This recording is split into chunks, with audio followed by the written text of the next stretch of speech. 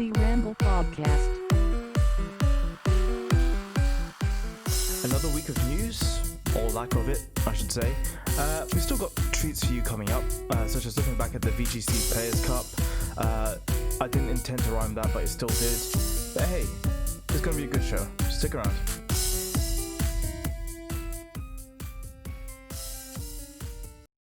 Welcome to episode 16 of the PokeRamble Podcast. I'm your host, Kamal, and joined with me, as always, is Amit, the Battlefront Deer Brain. I would have given you credit for that intro if you hadn't said that you accidentally made it rhyme. Yeah, no, that was intentional as well for me to say that. If you want to believe that, if you don't, that's perfectly okay. You scripted that as well, did you? No, impromptu. All of it impromptu. Oh wow, okay. That's why I accidentally said it. There. So yeah, no, episode 16. What is episode 16? Episode 16 is episode Pidgey. I want to Pidgey. Dun dun dun dun dun dun. Okay. Which is the third flying type episode that we've had so far. Oh, what were the other two? Well, you can figure that out, surely. Charizard and Butterfree? Yes, very good. There we go. Look at that. Quick maths. That's true. That was very quick maths. The youth dem. So yeah, episode 16. I'm surprised we made it this far, but hey, we have made it this far. Yeah, I'm proud of you. I'm proud of you. It's been an interesting week. And by interesting week, is not much has happened really. And yeah. No, it has been a fairly quiet week, but there's still some good stuff to talk about. And then I'm actually really excited to spend some time talking about the Players Cup. Yeah, and next week we're going to have a bigger topic, just talking about the Crown Tundra and what we want from it / expect from it, which should be a fun episode, I would surmise. Yeah, I'm excited. I think, if I remember rightly, there's a big double-page spread due to come up this week in the official Pokemon magazine. So here's to hoping that I get a copy for my birthday, and I will definitely be able to report on that next week. When you say the official Pokemon magazine, do you mean the one from the UK that comes with like toys and posters usually all the time? Okay, fantastic. 100% official. Yeah. It used to be, so about 15 years ago, it used to come out and it was 100% unofficial. Yeah. Now it's 100% official, which is really cool. That's just telling me to never give up on the podcast. One day we might be the 100% official PokeRamble podcast. We're already the 100% official PokeRamble podcast, right? The Nintendo 100% official PokeRamble podcast. Wow. Okay. Yeah. Big money. Big money. They say, play Pokemon. You're not doing a good enough job. We're giving it to the PokeRamble. I'm like, yeah, it's us. I'll settle for a guest segment at this stage. Talking of guest segments, we should go to our first main segment, shall we? Let's do it.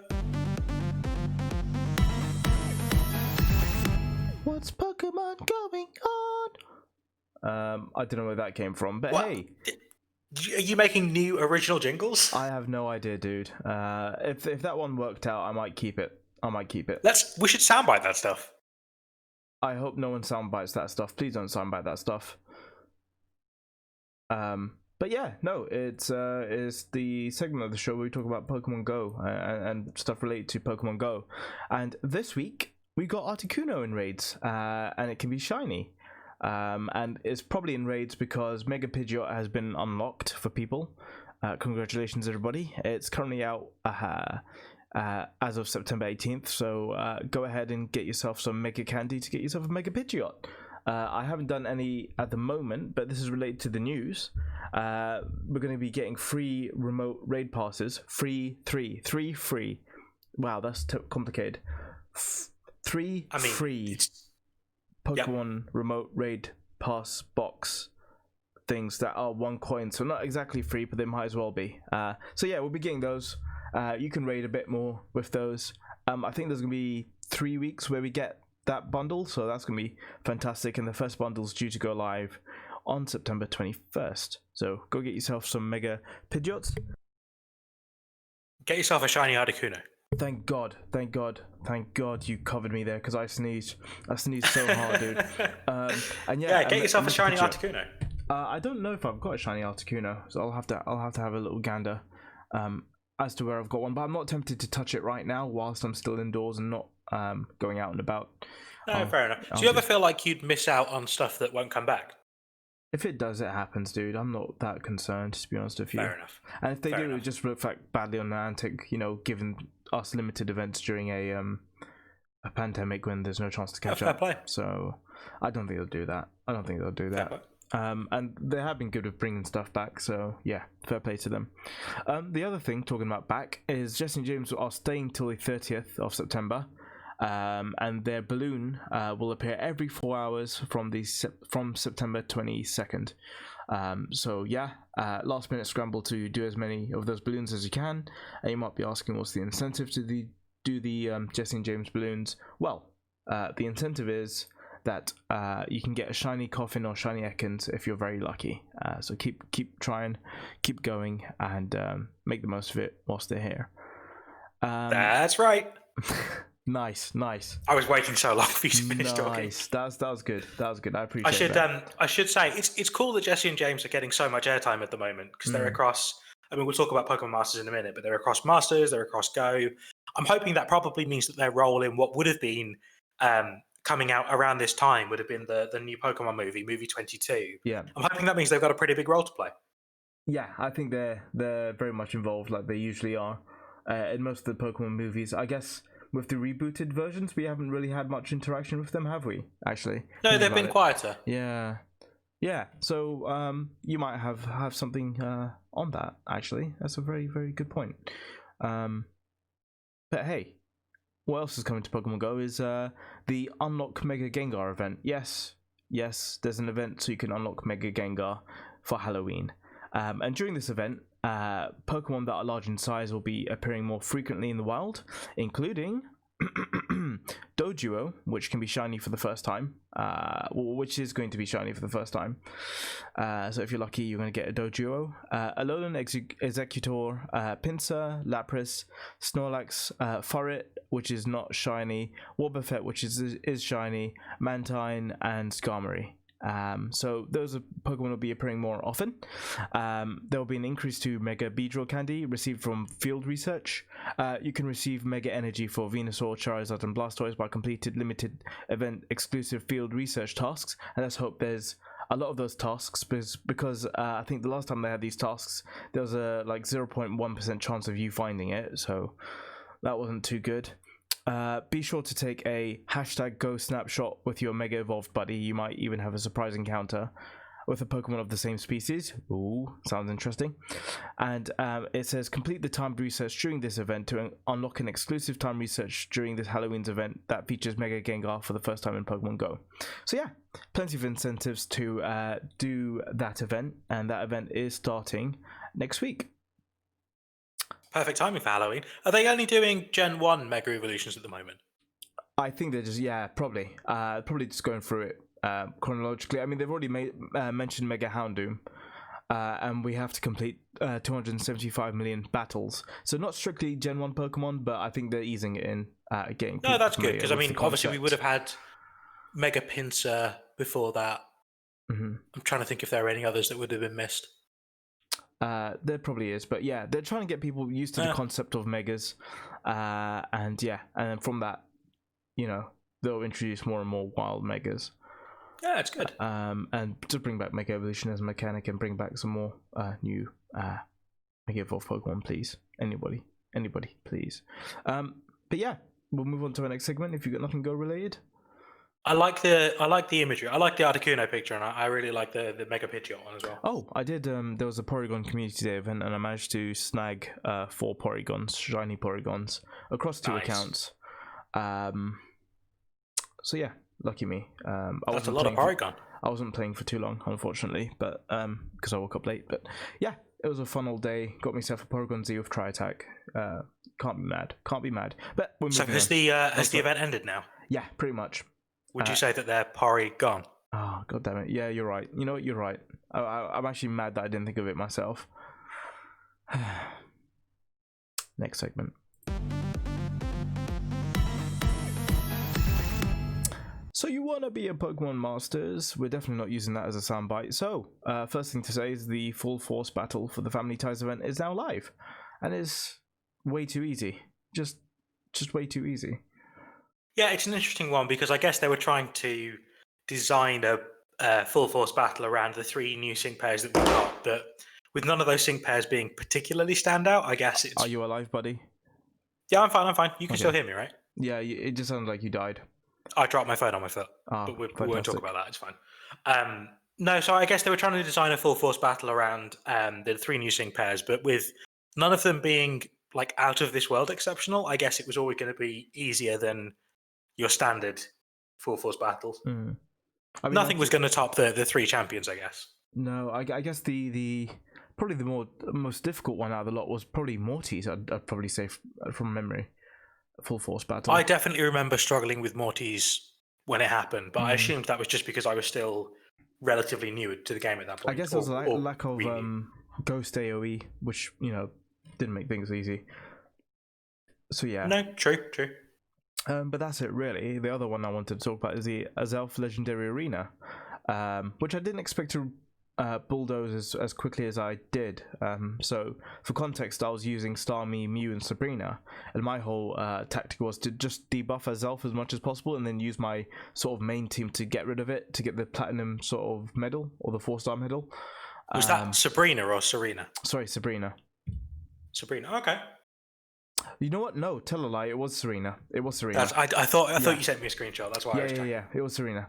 And so yeah, I didn't expect to sort of beat it with that team, hardly sustaining any damage, but here we are. I somehow lived.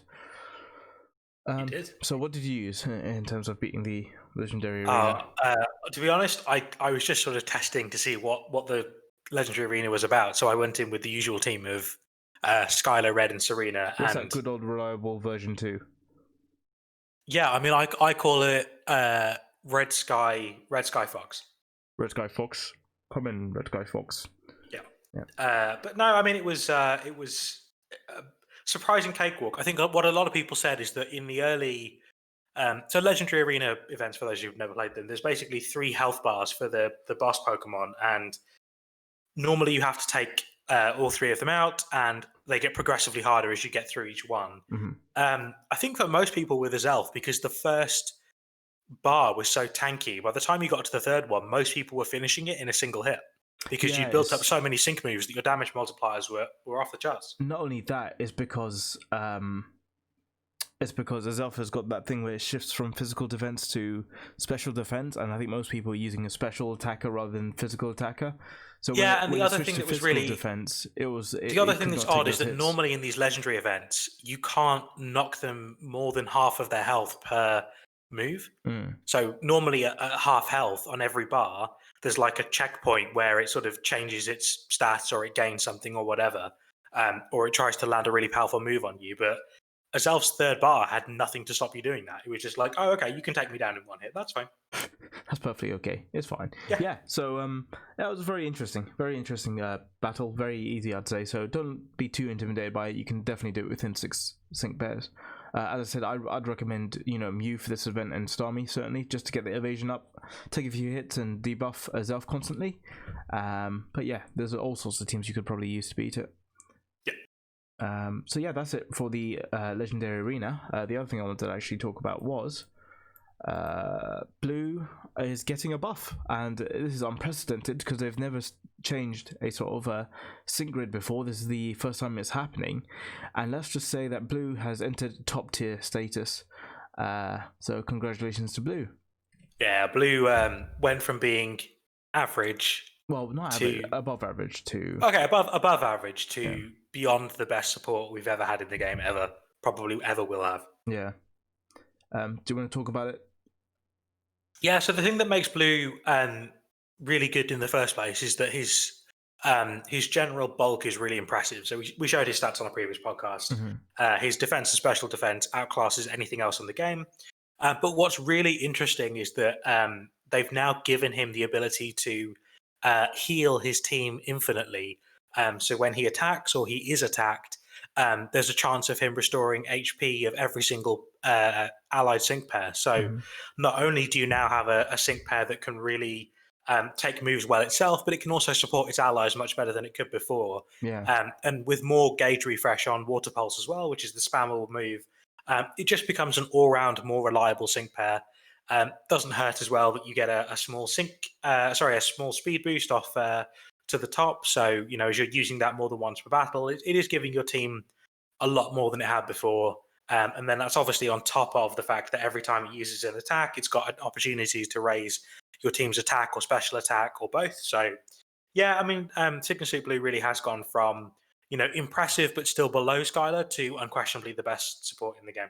Yeah, I just can't believe there's a way of reliably, healing your teammates and healing yourself constantly, which is about 30%, which is unbelievable. I will say, Team Fist Bump 2, which is the one that restores the HP of all your allies when an attack is successful, is at 2 out of 5 sync move and or sync level, and Team Triage Tank 2, which is the one that you get HP when you're attacked, 30% chance, is at level 3. So you want to be pulling blue to get multiple copies of him, at least 3 copies. Yeah, I mean the standard for any good sync pair is 3 copies. Yeah. But you know what, blue is still possible at 2. If you have to wait until the next event to get the third one, I don't think you've got much to lose out there. Well, surprisingly, they've extended his banner to the end of October, so you've got plenty of time to get him. And I will be doing like an impromptu sort of just quick, pulling for blue again stream at some point. So it's really interesting that that will be the day before everyone gets their bonus 2,000 gems from Battle Villa. That's probably not a coincidence, and potentially any Halloween content that may be coming out. Oh god! So there's probably a big whack of gems coming just after Blue leaves us. When do you think we're going to be hearing about this Halloween content? Probably early October. There's probably still a couple of weeks. I mean, technically the anniversary doesn't end for another 2 weeks as well, so we've got a bit of time, I think, before we'll start to see the beginnings of what's coming next. But I imagine it's going to be a quieter week next week. Yeah, let's hope so. The last one was fantastic. So, yeah, I imagine it'll probably be quiet in the game for probably the next week or so as we look forward to October now. Okay, so that is cool. Do me a favor and write down a topic for next week, which is seasonal sync pairs. Which one do you think? Or what would you have for a seasonal sync pair? Very true. Our Halloween seasonal sync pairs. There we go. Get that one down. The only other thing I've got to say really about Pokemon Masters that's sort of significance to me anyway, is that James is appearing in the game. What was this? We're gonna get James? Yeah, I mean, I've got him. Have you got James yet? I haven't done the event. I've only done like the first part of it. It's so phenomenal hearing Jesse and James's voices in the game. Oh, it took me back to like my childhood, dude. Yeah, I didn't think. I obviously when Jesse was added, they announced because of COVID-19 and everything else, they weren't able to add the voices for Jesse, and then it wasn't until I heard them both speak that I was like, oh, I've missed this. Like it just sounds right. There's enough cynicism in their voice. It's perfectly done. I won't spoil the event. I won't give away anything that happens, but it's a really enjoyable little short story. And yeah, getting James and Jesse on your roster is a nice thing to have. So I've only done the first sort of level of the event, but what was really interesting to me is I think this is the first time that we've had a point of view of a character other than ourselves. It took me a while to figure out the fact that you're actually playing as James. And then I was trying to cast my mind back to the Jesse event, wondering if you played through the eyes of Jesse, but of course you didn't, because the player pair was so important to that story. But it's interesting that this story plays through the eyes of James rather than through the eyes of the player character, and that becomes particularly important as you go through the story as well, because you interact with the player character. So it's a bit of a strange one to be interacting with yourself, but it's a nice, fun story, and I'm sure for people who are just starting out, it will give them a good taste for how the game works as well. So that's what I've got for Pokemon Masters. I know you had a couple of banners you wanted to talk about. Yeah, just really quickly. So there's a rerun of the Sabrina and Caitlin banner, which is running at the moment. So if you want to get your hands on some psychic types, now's your opportunity. Sabrina top type. But the PokeRamble will always recommend you hold off on these sorts of banners and wait for a PokeFair banner, really. Is that official advice? Well, that's my advice. I would second it. It is good advice. Thank you. But yeah, Happy Days, you got the Guzma and Berg banner, I guess, as well. Oh yes, good reminder. And yeah, that's all I got for Pokemon Masters. I have one other thing. Oh, and we got one more thing, ladies and gentlemen. Yeah. Take a look at this. Okay, what? A Zelf looks really high. Moving on. Next segment. Amit, what is your order? 1 Tapu Koko to Go-Go. There it is. There it is. What's coming to the calf? Well, we got so much coming to the calf, actually. So first, everybody's favourite lovable pillow, Snorlax, is joining the game. In what's actually a really big update, so launching in just 4 days' time, there'll be team events in Pokemon Cafe where rather than just you befriending Pokemon on your own, you and everyone else playing with you contributes towards the overall friendship you have with Snorlax. And if everyone contributes enough, then you actually unlock Snorlax for your team. So a different way for the game to work. Obviously requires lots of players to play and collaborate, and I think it will be a fun little addition to the game. To go alongside that, Plusle and Minun are now appearing and are recruitable as well. So lots to look forward to. 75 new orders or levels as well. So plenty going on in Pokemon Cafe. Snorlax looks very happy to be there. I'm not sure Eevee is though. I mean, it just fits the fact that he's really delighted. I mean, he's around all of his favorite things, so it makes sense. It does make sense. Food. Food, glorious food. Yep. I'm just a Snorlax. Do you have a flute? I might be waking up. I just messed up that lyric. Let's move on to the next part. Is that all for Pokemon Caf? Clip that. Yes, that's all for Pokemon Caf. God damn it. Oh, God, I haven't had the chop the entire time. That's okay. I got it. Cool. You've got it. Right. We'll move on to the next segment.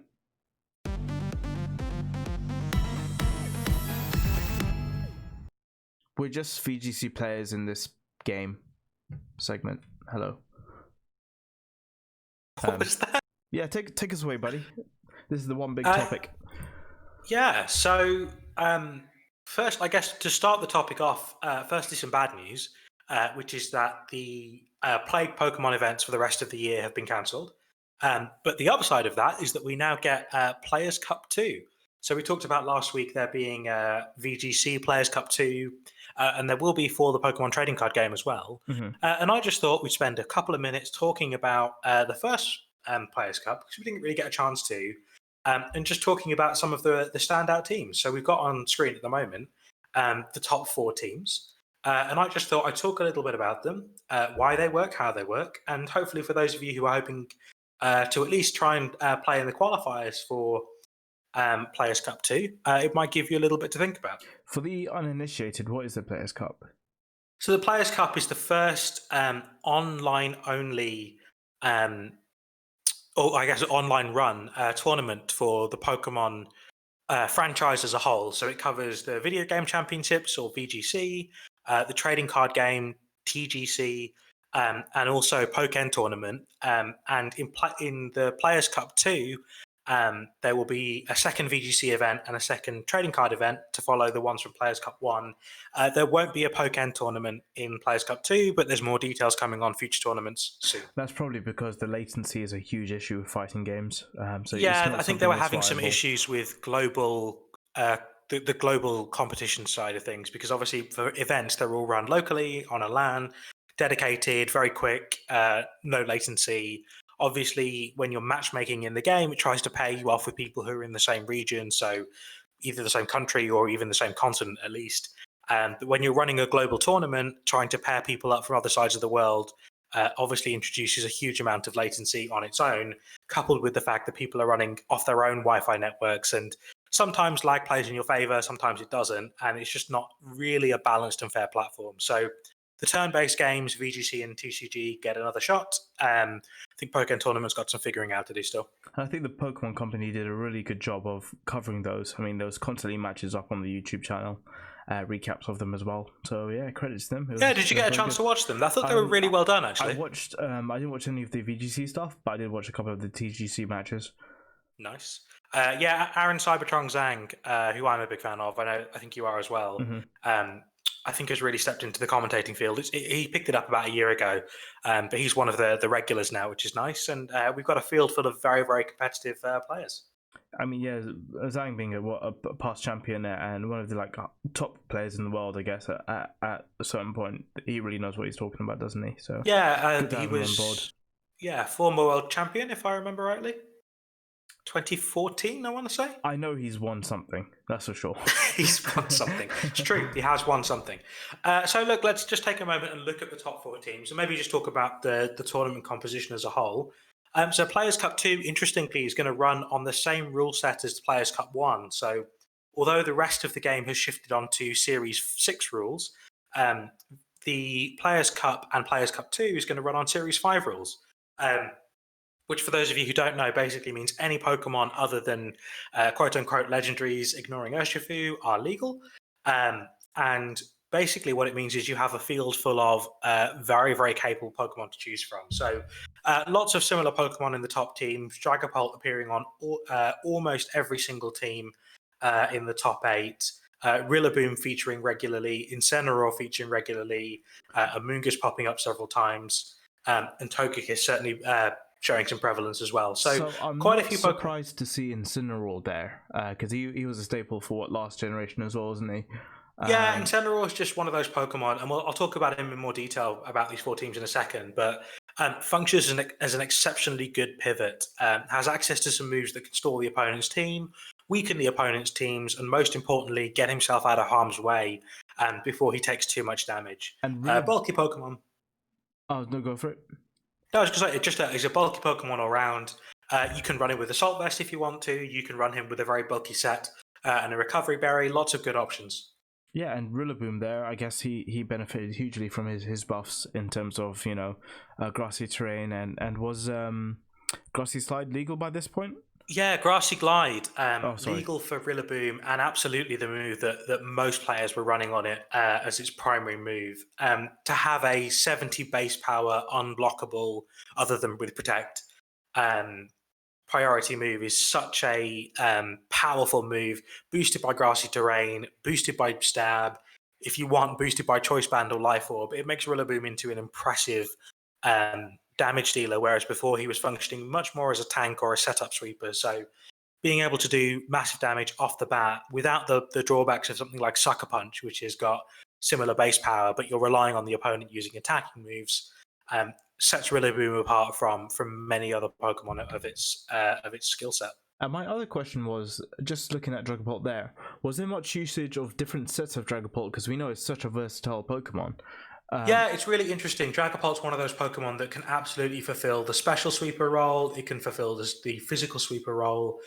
Interestingly enough, on all of these sets, it was running a very similar role. It can even do a bulky role as well, couldn't it? Yeah, with the exception of actually the first place team. So the teams 2, 3, and 4 on this list all running almost identical sets with Dragon Darts, a Ghost type move, typically Phantom Force, and Fly. So your aim there is really to Dynamax the Dragopal to get off some really powerful Max Wormwinds or Max Airstreams, lower your opponent's attack or raise your own team speed, and then look to sweep with the rest of your team. But really interestingly, the Dragopal on the team that came first place is a bulky set, makes use of Breaking Swipe, which has a 100% chance to lower the attack of both opponent Pokemon. Light Screen, giving you access to special defense boosts. Surf, obviously there to trigger Colossal's Steam Engine and Weakness Policy, which we'll talk about in a second. An Ally Switch. So yeah, really bulky set on that Dragopult. Also rocking a Colbur Berry to protect itself against Dark-type moves. Obviously scouting potential Urshifu sets, which are very, very common at the moment. So yeah, it really sets itself away from the other 3 Dragopults that you're seeing on screen at the moment. It's got a very unique moveset, and it's rare that you see Breaking Swipe on a Dragopult because it doesn't do anywhere near as much damage as its other moves. But having an AoE attack reduction coupled with Inceniroared's Intimidate means you can get possibly 2 or 3 attack reductions away on turns 1 and turn 2. So it can really hamper your opponent's strategy. And obviously on the flip side, you've got Light Screen and Snarl. So Light Screen on Dragopult, Snarl on Inceniroared. Again, you're dropping the special attack of your opponent. So you've got lots of opportunities there to really put a dent into the opponent's damage dealing capabilities. Cool. I mean, that's the only things I really wanted to. I think the other thing that's interesting for me is two of the top 4 teams are using a Primarina. What's Primarina's role in all this? Yeah, so Primarina doing a very similar job to Porygon Z, which you can also see on screen. Sorry, Porygon 2, which you can also see on screen. So Primarina has a really powerful ability, which is called Liquid Voice, that turns any sound-based moves into water-type moves. So it has access to... I'm going to get this wrong, so I'm just checking. It has access to, Dazzling Gleam, which is obviously a fantastic AoE move of its own right, boosted by the fact that it's a fairy type, but also has access to, it's not Ultra, Hyper Voice, which gives you an AoE water type move. So dealing really big damage again, but giving you that AoE boost. Interestingly, Primarina in these sets was not running Hyper Voice. And instead opting for Hydro Cannon, which obviously deals much more damage, 150 base power as opposed to 90, does have the drawback of obviously being single target, and like Hyper Beam, means you have to recharge. But it means when you Dynamax Primarina, which is what these guys were using it for, its damage output is significantly improved. So again, another great candidate for Dynamax. Were they using it as a counter to Incineroar, or was that the reason why they were bringing it so often? Or yeah, it's a really good counter to Incineroar. Obviously, both the water and the fairy typing playing strong against Incineroar's fire dark typing. But I think the other thing that really worked well for it is there weren't many Pokemon in the teams that were resisting those moves. So obviously, water is pretty well unchecked by most Pokemon other than Rillaboom. And you've got options like Blizzard or Ice Beam to cover that weakness as well. And then you've got access to fairy type moves for just general good coverage against the dragon types, against the dark types. It's a pretty unresisted moveset. So not necessarily dealing massive amounts of damage through super effective moves, but certainly putting a lot of work in against enemies that just don't have a good resistance against it, a good check against it. Cool. I mean, that's all the questions I had, really. Yeah, so I thought I'd just take a 30-second sort of skate through these teams, and I'll start at the bottom and work my way up. So started from the bottom, now we're here. Yeah, so Conan, who used what would have been a pretty standard team from the early days of Sword and Shield in Togekiss, Dragapult, Excadrill, and Tyranitar. So taking full advantage there of Tyranitar and Excadrill synergy, bringing Sandstream, Sandrush, and then Inceniroared to check the opponent's attack, so cause attack reductions with Intimidate. Other options like Snarl to obviously reduce the damage output of the opponent's abilities, and an all-round good pivot.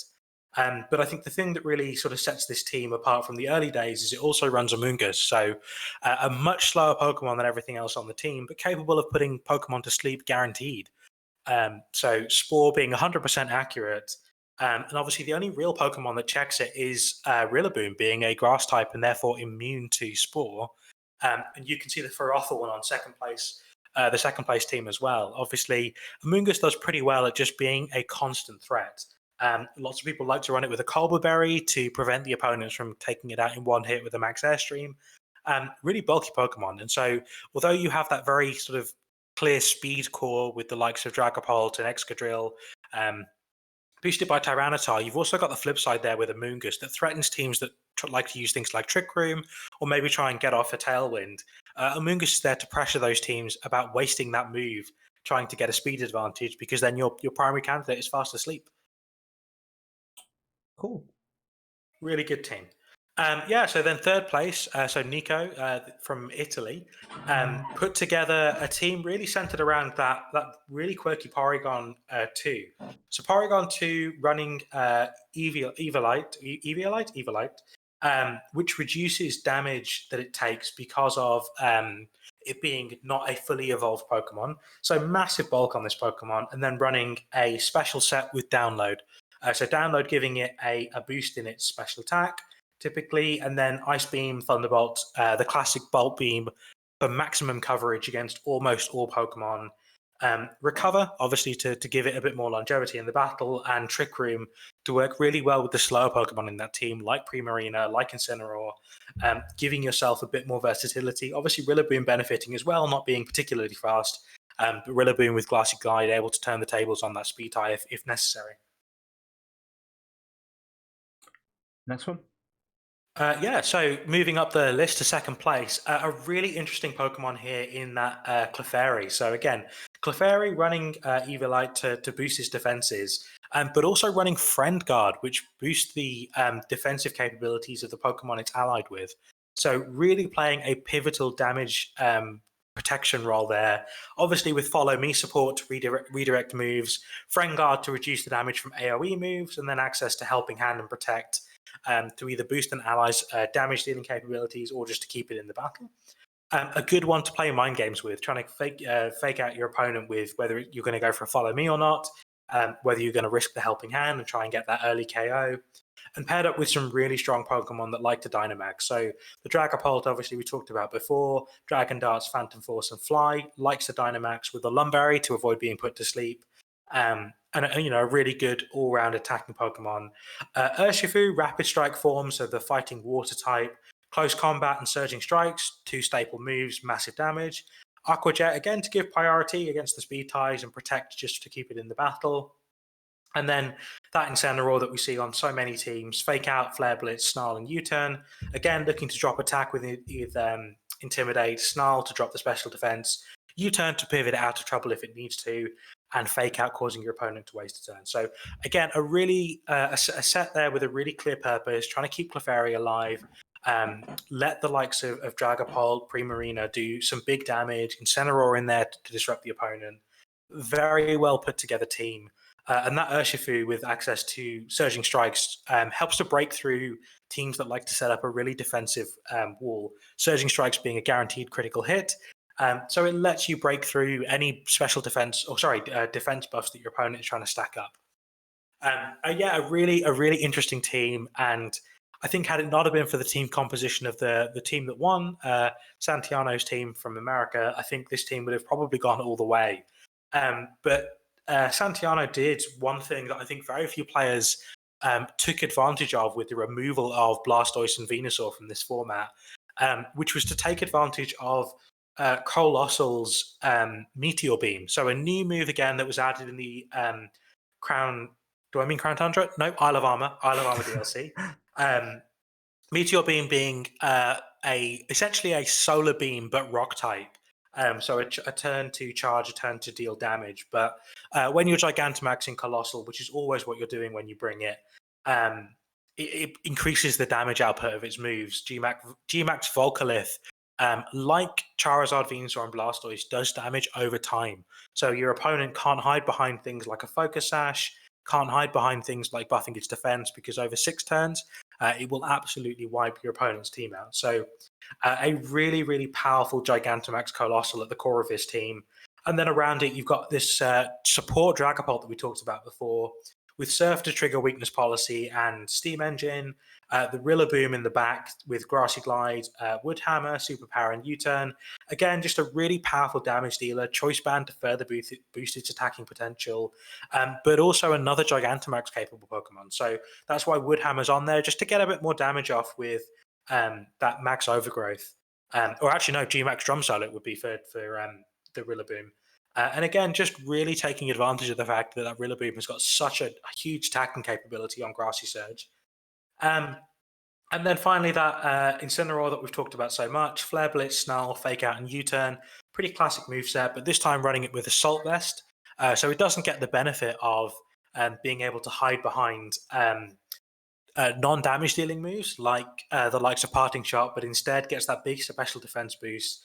And just all around a really good candidate to stall the opponent out whilst you're setting up some really powerful combinations in either Urshifu into Colossal. Urshifu's Unseen Fist means it can hit through Protect. So you can actually get Colossal to use Protect turn 1. Aqua Jet with your Urshifu into your own Colossal, and you're guaranteed that Colossal won't take any more damage that turn. So a really clever way to get Steam Engine and Weakness Policy off safely, not risking that your opponent could do anything in return. A really good use of Unseen Fist on Urshifu there. And then rounding out the set, Togekiss that we obviously know very well. Follow Me, Yawn, very staple moves for Togekiss. And then interestingly, the Serene Grace set with Air Slash. So trying to take advantage of that huge flinching capability that Togekiss has. Lumberry to prevent the things like Spore from bringing it down. and a very bulky set to give it lots of longevity in the match. So a really well-balanced team and some really clever combos there. Cool. And so out of those 4 teams, which one would you choose? I think the one that I really liked was the winning team. I mean, I know it obviously won, but just the versatility in that Dragopal, being able to put up either some defensive support or some defensive support or some special defensive support, really helps this team do well after your kind of first turn goes off. You're typically trying to look to set up Colossal early on in this game, or get your main threats out of the way so that you can bring Colossal in for the sweep up later on. So I actually really like the composition of that team. I think Urshifu is a very clever addition with Unseen Fist, doing something that the rest of the team can't deal with, which is that protection element, and helping protect Colossal for an extra turn as well. Even if it's just to stall out a Gigantamax, it's a really handy Pokemon to bring. But I also really like that Bolt Beam Porygon 2. Bolt Beam is a fantastic combination. It's been a staple of Pokemon since Generation 3, even maybe earlier than that. Mewtwo in the first games would run Thunderbolt and Ice Beam specifically because there was no Pokemon that resisted it. It just covers so much. Yeah, it covered the entire game. You were landing super effective against a vast number of Pokemon, but you were either neutral or super effective against everything, which is a huge compliment to a massive special attack stat. So, that Porygon 2 putting in some really good work in that team as well. But yeah, lots of fun. These are all teams that you could copy yourself for Players Cup 2. But be on the lookout. Everyone else will be doing the same. Yeah, we don't encourage plagiarism here, but we encourage inspiration instead. We do. Yes, we do. So whilst we're on this sort of subject quickly, are you going to be bothering to enter Players Cup 2, or you? Yeah, I've already registered. So registration is open until the I think Friday of next week, the 25th of September. Yeah. With the tournament taking place next weekend. So yeah, I've signed up. I'm in full swing of preparing a team after my crushing defeat in Players Cup 1. I'm looking hopefully to do a little bit better and at least make the top 1,000 cutoff that I think you need to make in order to qualify for the knockout stages. Well, you know what they it's say, a long, right? It's a long off dream, but we can hope. Failure is the mother of success. I managed to get that out. Wow, nailed it. So yeah, without further ado, I'll move on to our next segment. Without further ado, I'll move on to our next segment. Thanks for interrupting.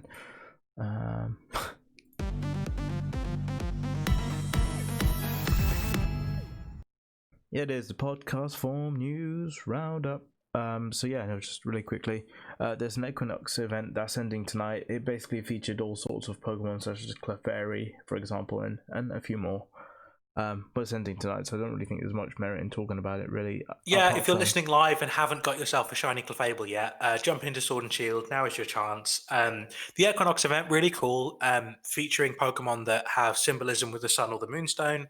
So in this case, the Moonstone. So any Pokemon that evolves from a Moonstone is promoted. The Clefable there as a shiny as an extra bonus. It's a cool little event. I like that they're running this little sort of weekend-long events because it really encourages you to jump back in the game, even if it's only for a few hours. And just do something a bit different. So, did you get the shiny at all? I haven't. No, my policy is always that I feel like promoted raids are kind of cheating the whole shiny thing. No. Don't be silly. It's there for you. What's the difference between that and getting a legendary Pokemon through an event?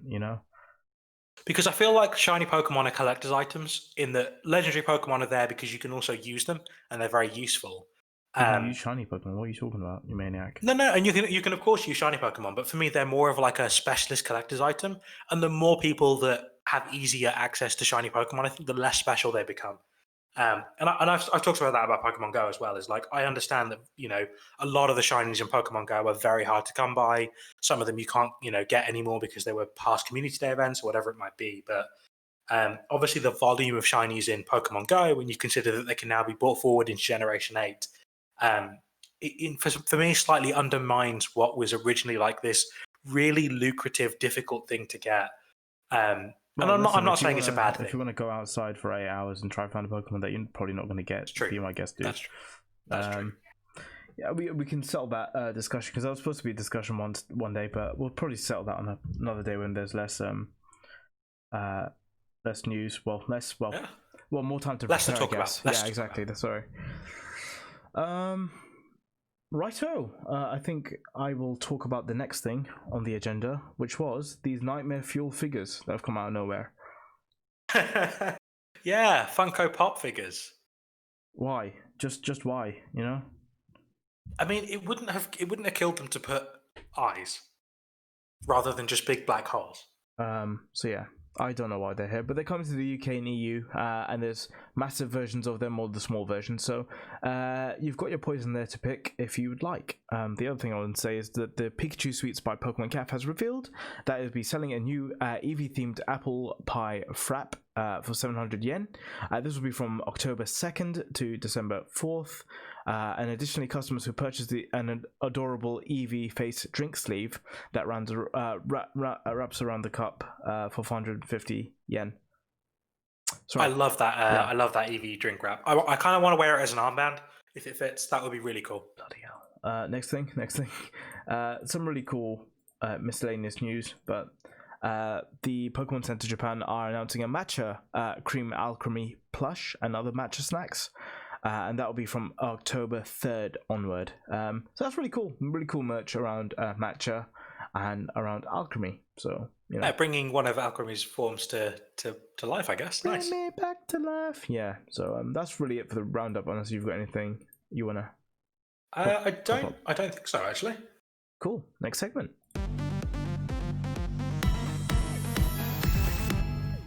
Where the Helioptile's Pokemon sleep. So just like this podcast this week, Nintendo and whoever else is making the game at this moment, they slipped my mind, are slacking off. That's really all I've got to say about it. They're slacking off. Nice. Next segment.